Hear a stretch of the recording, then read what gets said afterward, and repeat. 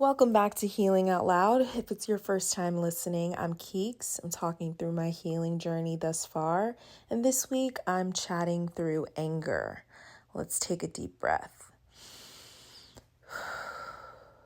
Okay, anger really came up for me as I started to physically feel pain in my hips from emotional trauma that I had been storing. I knew I needed some serious help when I started to experience several emotions simultaneously without the ability to get a grip on any of them.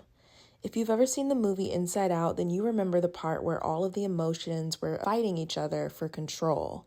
That's what was going on in my mind. The main emotion I was feeling was anger because I couldn't believe all of this was happening while I had probably signed the busiest contract I've ever had in my career, and I never asked for any of this trauma in the first place. I knew I had to take action, so the first thing I decided to do was look for a specific therapist to help with this emotional pain. I literally went on psychologytoday.com and found a therapist who specializes in somatic therapy and EMDR. Everyone says you have to shop for your therapist to make sure they're the right fit, but the first therapist I stumbled upon and had a consultation with was perfect. I knew at that point God had been knowing exactly what and who I needed in my life to get through what I was about to go through. My whole entire community showed up for me in several ways. I'm so grateful to them. Whether it was my fitness trainer, airport pickups from friends, literally crying on shoulders, or a cry to my mom, I knew I could do